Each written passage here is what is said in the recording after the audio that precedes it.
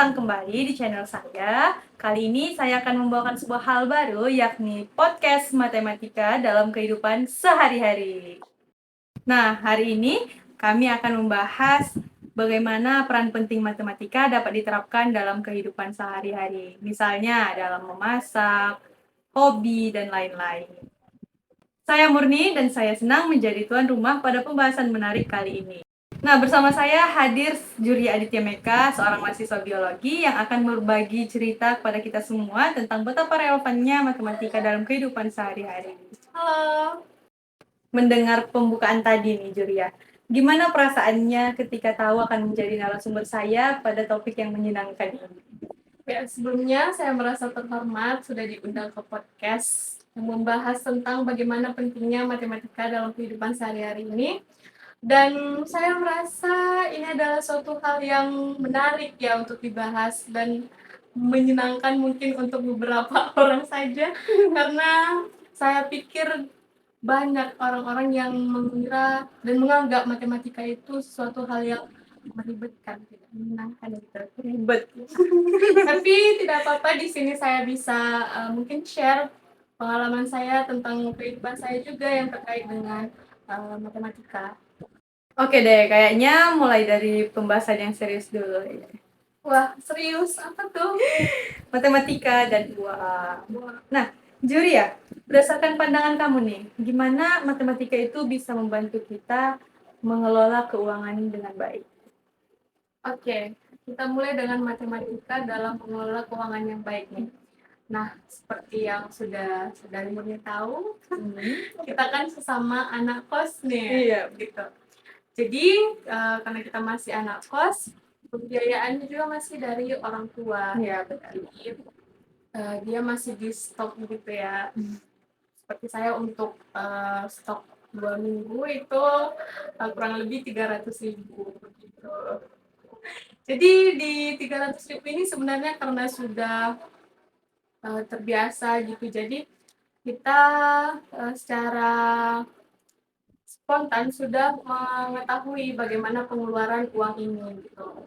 Misalnya nih untuk makan segini, untuk ongkos ke kampus segini. Udah gitu. kita jatah-jatah gitu. Nah, iya. Nah, tapi kan terkadang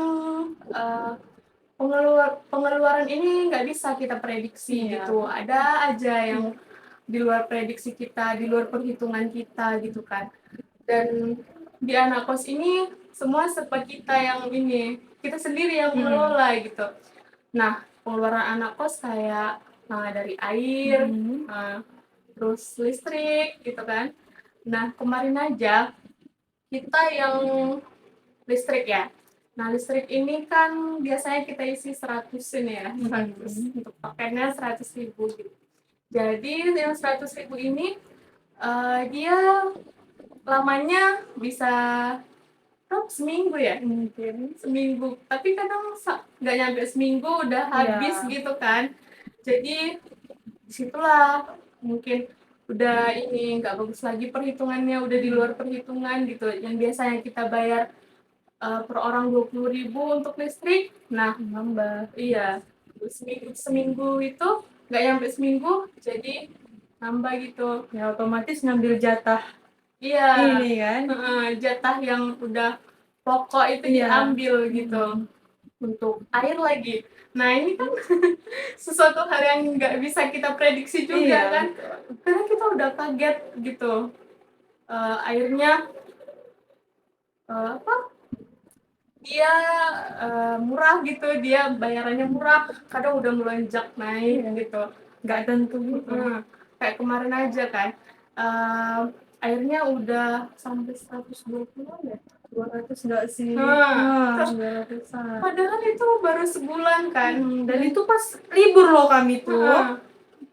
di situ kan kayak kita mikir itu nggak kita pakai airnya, atau kita bahkan mikir nggak bayar kan gitu. Kita mikir gratis gitu. Rupa-rupanya di situ naik pembayaran airnya, bengkak. Jadi yang biasanya untuk stok air kita bayar itu berapa, 30-an gitu kan. Jadi naik 2 kali lipat gitu. Bahkan airnya bisa ini ya, pembayarannya lebih murah gitu. Jadi memang hal yang nggak bisa kita prediksi gitu yang merusak pengeluaran keuangan kita, pengeluaran pokok kita gitu untuk biaya makan. Nah, kita kan makan juga nggak tentu biasanya kan. Ya begitu karena anak kos gitu. Nah, Lagi-lagi. mm-mm. Nah, untuk karena makan kita nggak tentu, nah beras kita nggak tahu gitu habisnya kapan gitu. Kadang kita udah makan 3 kali sehari ya, kadang udah sekali sehari gitu. Jangan dicontoh ya. Ya, jadi karena pengeluaran untuk beras nggak tentu juga, nah itulah rusak nih ya, perhitungannya gitu. Kadang juga saya nggak sempat makan pagi gitu kan, jadi saya sering beli di ini di kantin kampus gitu. Dan itu lebih mahal.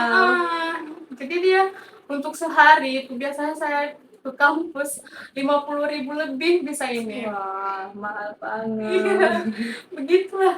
Karena banyak hal-hal yang nggak bisa ini kita prediksi. Kadang untuk inilah, untuk itu. Nah, untuk jajan lagi. Kan Hmm, di sekitaran Unimed itu banyak ya banyak jajanan banget dan yang itu menggoda. menggiurkan banget gitu. Apalagi kalau udah siang-siang panas pengen Beli minum es, ya gitu ampun. juga ya berarti. Ya, jadi pengen jajan lah. Kadang udah jajannya 20.000 sehari gitu kan. Itu jajan aja belum makan gitu. Kadang udah yang nggak jajan, kadang udah 20.000 sehari gitu. Jadi untuk pengeluarannya makin banyak gitu sehari. Jadi kan kita gimana ya? Jadi untuk duitnya itu belum untuk yang 2 minggu itu belum 2 minggu udah habis Iya. gitu. Nah, jadi disinilah penting kan peranan matematika, bagaimana perhitungan kita Iya. untuk mengelola uang itu dalam waktu yang 2 minggu, yang 300 itu tadi cukup gitu. Nah, kan di sini kita ada kebutuhan pokok, ada kebutuhan yang mendesak, ada kebutuhan yang tak terduga gitu. Jadi kalau menurut saya sih untuk mengelola keuangan yang baik itu kita harus pandai-pandai untuk menghitung pengeluaran, Membaginya. ya membaginya gitu. Jadi eh, saya pikir kita perlu menyisihkan misalnya untuk 50.000 atau 100.000 gitu untuk kebutuhan yang Tak terduga tak itu. terduga, iya. Berarti ibaratnya kita harus punya tabungan gitu lah. Iya, untuk kebutuhan yang tak terduga itu biar nggak merusak pengeluaran ini kita ya, pokok kita, perhitungan pengeluaran pokok gitu. Tapi sebenarnya kita juga perlu pengelolaan yang baik gitu kan. Misalnya untuk kayak jajan tadi, bisa 20.000 dalam sekali jajan gitu. Itu seperti hal-hal yang nggak perlu gitu. Jadi kita perlu membatasi diri Iya, kita betul. juga gitu kan. Jadi jajan secukupnya, menabung dan pandai-pandailah untuk mengelola dan memperkirakan pengeluaran gitu. Wah, berarti berat juga ya ngatur ini perhitungan keuangan anak kos. Kalau kita nggak perhitungan jadi mahasiswa di perantauan dan kita hidup boros, bisa aja kita terjebak hutang dan sangat merugikan ya. Ya, betul sekali. Apalagi kalau kita kena yang namanya pinjol. Julia pernah terikat pinjol? Untuk saat ini terikat pinjol belum sih. Belum. Semoga tidak ya. Iya. Nah, untuk saat ini belum terikat pinjol, tidak terikat pinjol. Tapi kalau kepikiran pernah gitu. Karena kan juga pinjol ini udah nggak asing lagi kan saat ini, dan dia udah banyak gitu kita temukan di online. Kadang iklannya datang, Iya. kadang eh, pokoknya Dan dia. itu kita lagi butuh duit kadang Iya, kan. betul. Jadi karena kita lagi butuh, kita kadang berpikir apa pinjol aja. Jangan. Apalagi kan, nah di Shopee nih kan, eh, pasti teman-teman udah nggak asing lagi di Shopee. Ada yang namanya Shopee Pay Later. Nah, ternyata Shopee Pay Later ini juga termasuk ini ya, hitungan pinjol ya. Mirip-mirip sih kayaknya. Iya, dan, kan sistem dari Shopee PayLater itu kita beli barangnya dan dibayar nanti gitu. Terus ada Dicicil. cicilan dan bunga gitu Mhm. kan. Nah, pernah sih kepikiran mau pakai Shopee PayLater itu, karena kan dia diskonnya banyak, terus dia dikasih cashback Iya, setengah harga iya. gitu kan. Siapa yang nggak tergiur gitu? Apalagi kita sebagai pengguna Shopee yang perhitungannya ini, eee, dan untungnya belum make ya, nggak make gitu. Jangan Iya, sampai. karena kalau dilihat-lihat juga ya, pinjol ini lebih banyak ini nggak dampak Iya, negatifnya gitu dibanding kan. untungnya ya. Heeh. Misalnya kalau kita memang lagi butuh duit gitu kan, mungkin kepikiran pakai itu Shopee PayLater, tapi kita harus pikirin juga untuk ke depannya, nanti di saat dia menagih cicilannya gitu, siapa tahu kita lagi nggak ada Mhm. duit gitu. Jadi bisa aja nanti kita kena ini, kena apa sih namanya, kena hal-hal yang nggak diinginkan Mhm. gitu.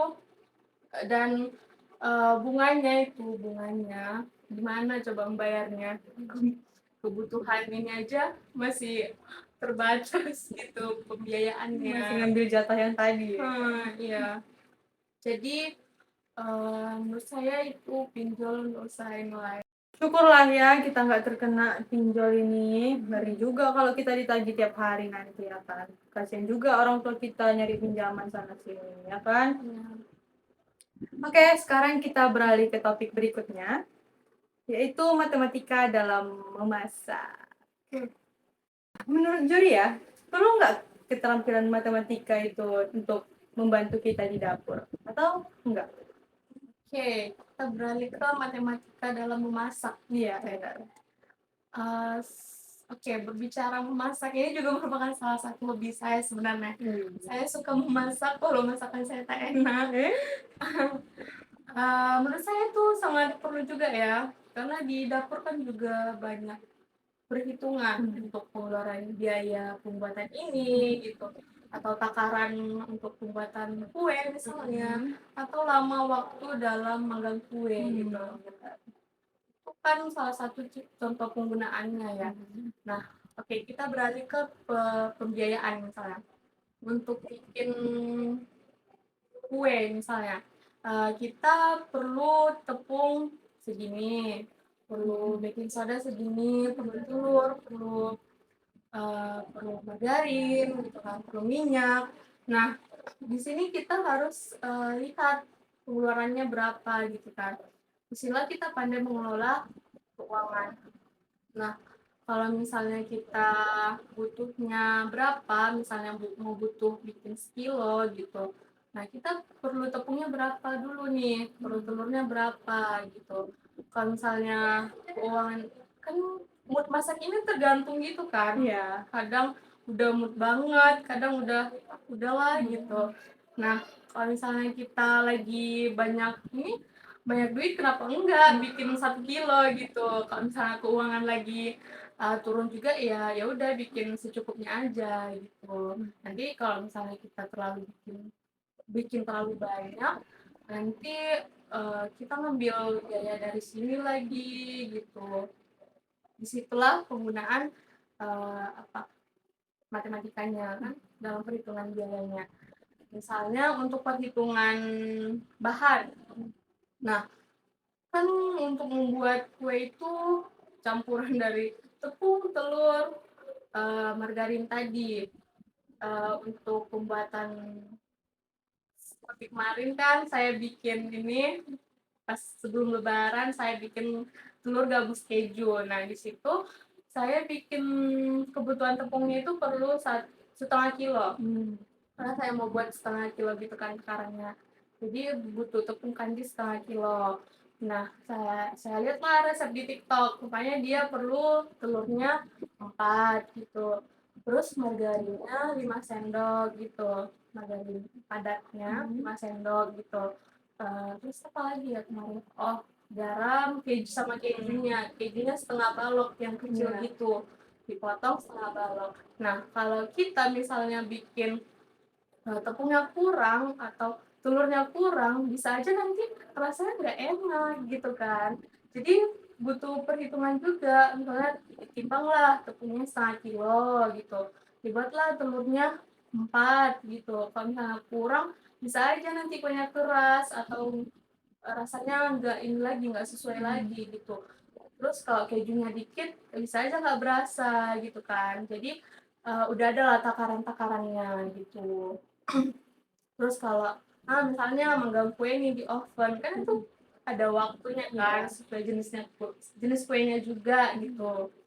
Kalau misalnya kita manggang waktunya 30 menit, yang biasanya 20 menit, bisa aja gosong. Gosong dong.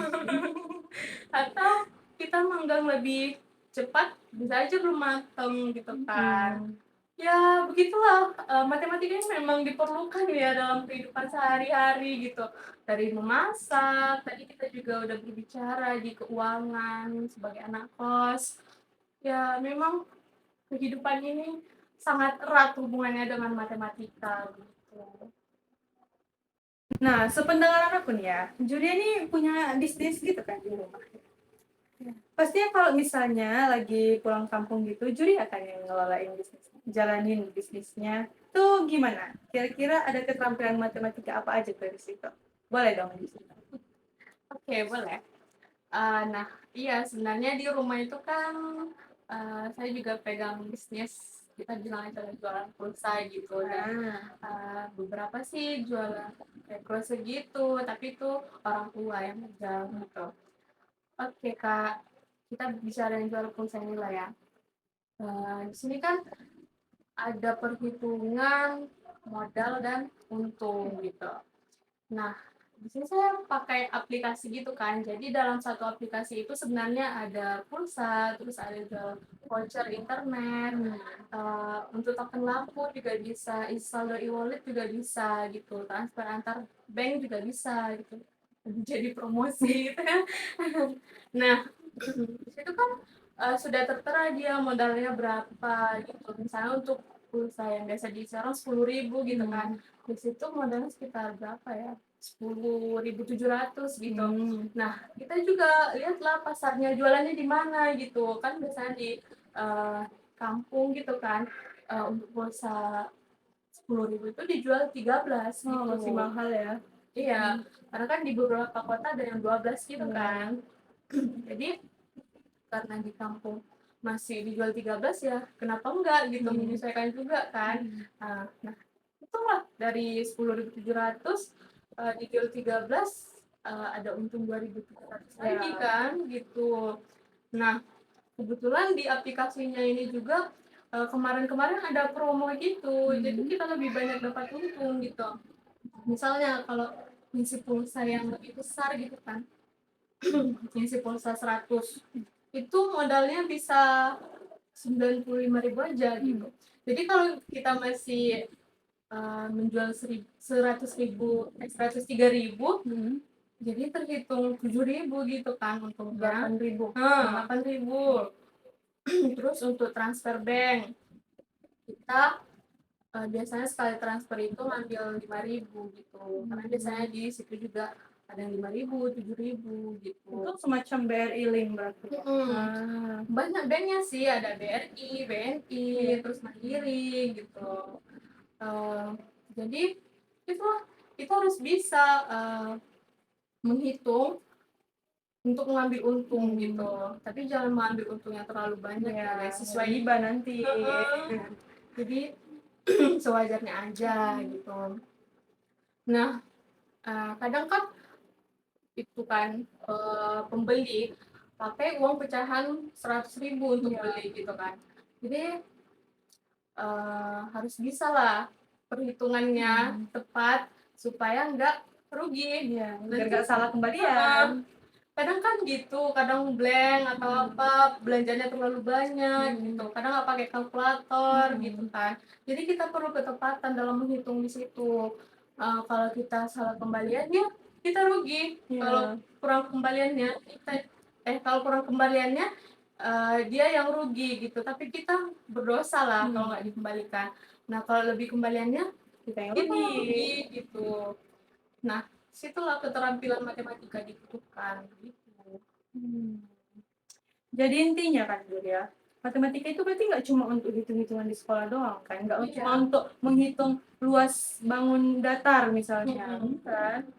Jadi udah banyak banget manfaatnya sebenarnya di kehidupan kita sehari-hari. Tapi kira-kira kenapa ya masih ada aja orang yang beranggapan matematika itu menyusahkan dan biasanya dijauhi itu sama murid-murid. Kenapa ya? Itu Menurut Julia? kayaknya udah nggak asing lagi ya orang-orang benci Mm-mm. matematika gitu, nggak suka matematika gitu. Dan fun fact-nya saya juga ngambil jurusan biologi karena saya menghindari matematika dulunya. Sebenarnya matematika ini kadang menyenangkan, matematika yang Malah nyanyi. menyenangkan. Tapi terkadang gitulah menyulitkan gitu kan. Dan iya sih, nggak cuma saya aja, banyak orang di luar sana yang beranggapan bahwa matematika itu menyusahkan gitu. Kalau menurut saya ya, kenapa pandangannya begitu? Karena satu, banyaknya rumus yang digunakan gitu. Jadi butuh penghafalan dan ketepatan penyesuaian perhitungan gitu. Jadi kan ada yang lancar menghafal rumusnya gitu ya, dia fine fine aja gitu. Ada yang mungkin kesusahan karena banyak juga kan simbol-simbol Iya. yang nggak familiar gitu di matematika. Nah itu juga sih salah satu faktornya. Terus gimana ya, mungkin dari pandangan orang itu mereka melihat bahwa matematika itu yang dipelajari di sekolah itu rumit kan. Rupanya di kehidupan sehari-hari sesederhana itu gitu. Misalnya kita jajan nggak pakai materi limit gitu kan. Jadi mungkin itulah pandangan mereka bahwa mereka eh, terlalu ini nggak terlalu membutuhkan matematika gitu. Padahal sebenarnya kan seperti yang sudah disampaikan tadi bahwa matematika nggak cuma di sekolah. Selangkah pun kita butuh matematika begitu. Itu sih faktornya. Oke. Wih, keren banget. Narasumber kita nih sebenarnya sangat-sangat multi talent, guys. Banyak bisa jadi matematika sebenarnya. Pura-pura gak suka matematika aja nih. Matematika tuh sebenarnya bisa bikin hidup kita jadi lebih seru dan bermanfaat, guys. Tuh, ya nggak, Jo? Benar.